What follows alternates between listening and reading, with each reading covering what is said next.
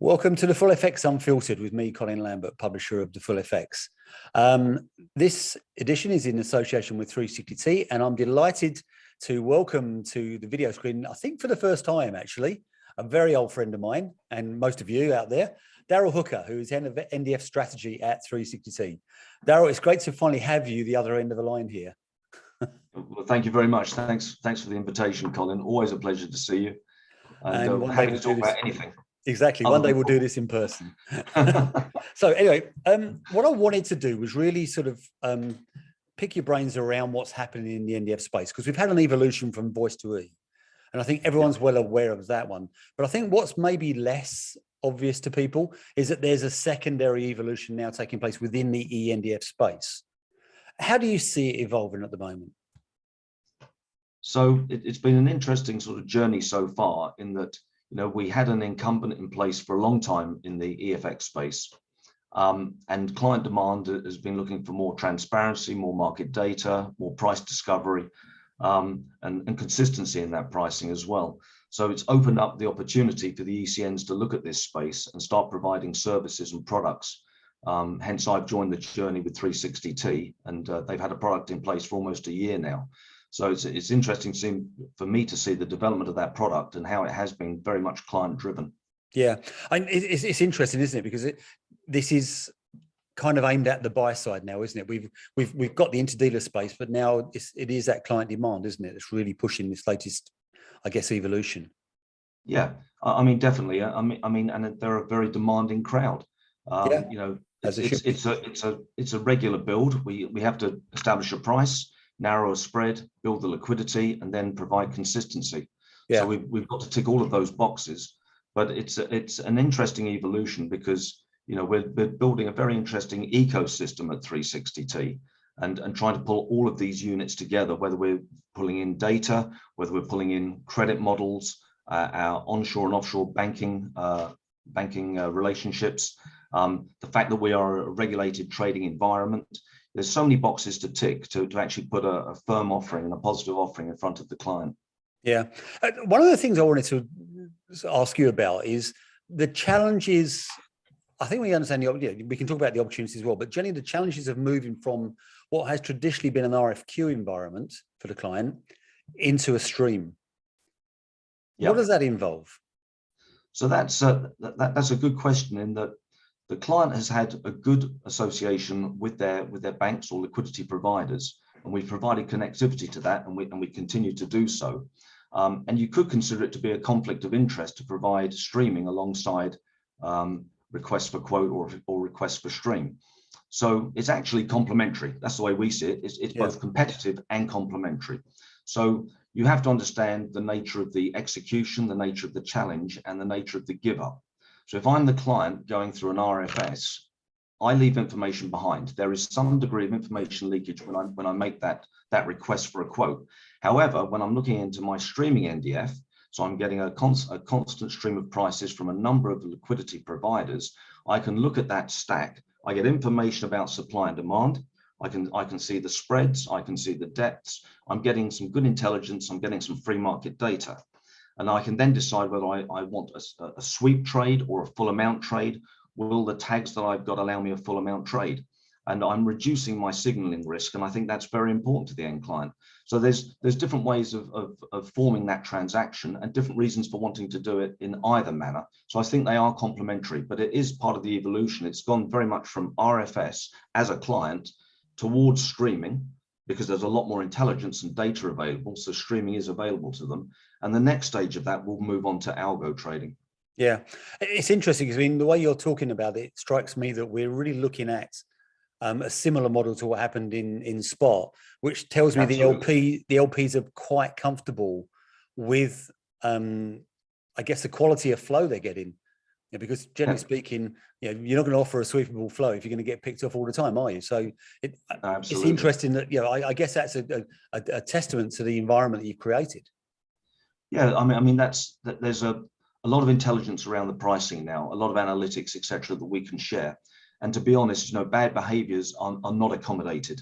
Yeah, because they're identified so quickly. So you've got to be a good participant in that liquidity pool if you want to, if you want to have a good, honest transaction with a counterpart. Otherwise, they'll cut you off very, very quickly.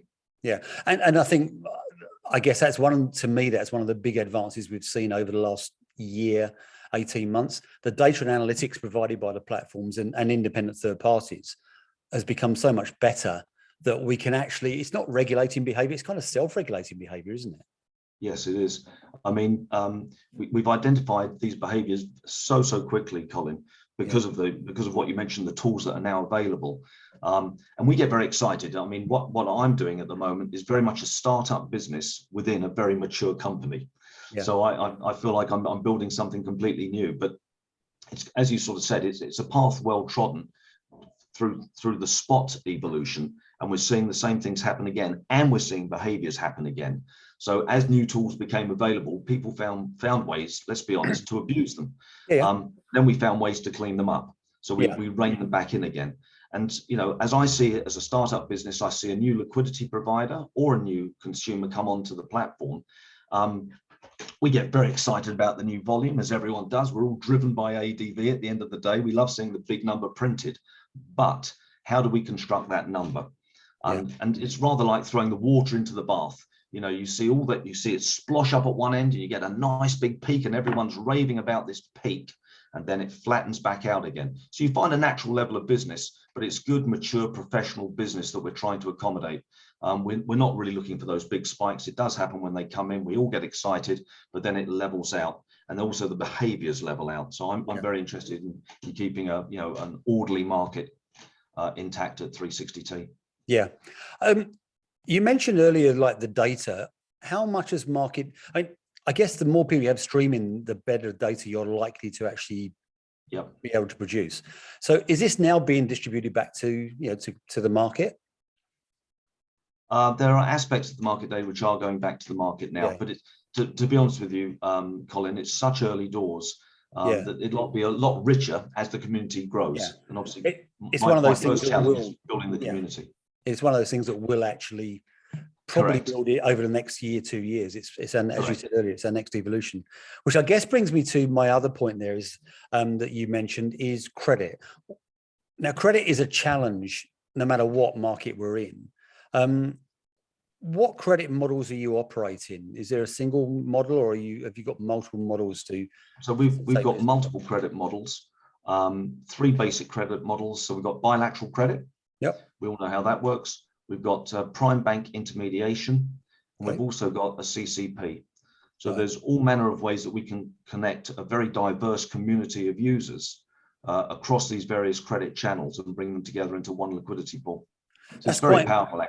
I'd say that's quite important as well, isn't it? Because not everyone's going to approach the market in the same way. So I guess having that in one venue does actually sort of build that ecosystem. But you could be the same client using all 3. See, now you're going to confuse me. It's just the manner in which you want to execute the trade. So you can give yourself various levels of protection and obviously reduce that signaling. Sorry, I'll say it in a minute. Signaling risk. That's I think key here. So another thing you've tweaked my interest on with your earlier comments is algos. Now, obviously, the algos are coming into the bank space. They're not everywhere, I think is fair to say. But how do you see the algo space evolving? So we're actually very excited about it. Again, it's very much in its infancy in NDFs, in streaming NDFs. But there's definitely an appetite for it. It's relatively a frontier area within NDF trading, but there's a limited number of algo providers that actually have NDF algos. So obviously, as they advance their offerings, we can advance ours, and we can accommodate those, all based on client interest. So I mean, in terms of how you're looking for things to develop from here, is it important to maybe point out that we are talking NDFs? So therefore, the growth hopefully will be steady for your sake, but also it is going to be, at times a little bit patchy because we are dealing with emerging markets, aren't we? And I think it's a good point. We talk collectively about NDFs, but they're all very different. They're all very bespoke. They operate at different times of day. That's one of the big challenges, is time of day execution and understanding where there are the liquidity points or deep liquidity points during the course of the trading day. So it's easy to talk about them collectively and say that's what we do in NDFs, but there's still a lot of rather small currencies put together. Yeah. So I think that is a challenge, certainly for the clients and for ourselves in terms of consistent pricing. Yeah, I mean, are there nuances as well around the NDF world where you look at some and say, I'm not quite sure the stream is actually possible, or are you actually in a situation now where most NDF pairs at the suitable moments, time during the day, are getting a stream? Now, this is a great question, because this is where my conflict comes between RFS and streaming NDFs, because I will say most of them are not streamable. I mean, we've got about 400 trading clients in NDFs across both channels today. That's across 35 countries. That is 175 plus different NDF pairs. So when we say, again, this collection of NDF pairs is all things to all manner of things to all men. But if we tighten it down to the ones that we're talking about, the core ones, the core Asian pairs, I would say there's sort of 4 or 5 pairs that you could bank on having a good tight streaming price throughout the day. I'd say there's probably another 3, and I'm drifting towards LATAMs now, which are probably more driven by the geography they're in, and the fact that their markets are not as electronified as maybe India, Korea, Taiwan, Brazil. So I think that does have a big impact on the ability to actually basically support a stream and improve it. But I think electronification, it was funny, the other day, Colin, I was at an ACI conference in London, and I was typing a note to myself about how people are using more electronic modes and methods to trade, especially work from home during COVID. And I had a typo, and it came up as electronic fixation, and I was trying to put electronification, and I thought that's actually quite right. That's actually is what's happening with these markets at the moment, and particularly in NDFs. Yeah, and I guess, I mean, it's one of those things, we've seen the past before. Electronification, there's a virtuous circle there, isn't there? Electronification brings more data, which can bring more electronification. Exactly, and that's what will drive the algos as well. Yeah. So obviously it's very early days. I think you're about 6 weeks, 2 months into the role. Still the new boy badge. Yeah. What are you hoping to achieve over the as you go forward with 360T NDF business? Well, over the next few months, I think of it as a staged process. So I'm still building a community of users.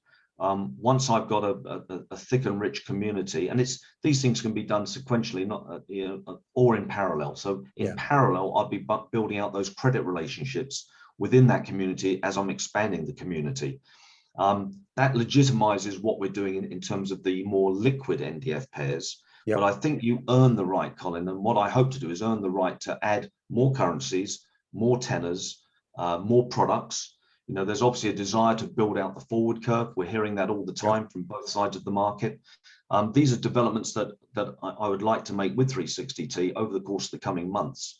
Behind all that, of course, there is some interesting technology work being done. I think there'll be some interesting announcements, or a press release for you anyway, come the end of Q1. I know it's near Christmas, but I don't want to unwrap the gifts early. But there is some stuff coming, and it'll be very exciting for our clients, very exciting for us, and I think it'll be another part of the evolution and the process. And it does, and I'll give a little teaser. It does follow what you're saying about the story of developing spot, and the way the spot evolved, and the order types evolved, and the connectivities evolved, and the credit models are obviously very similar to what's happening now in NDFs.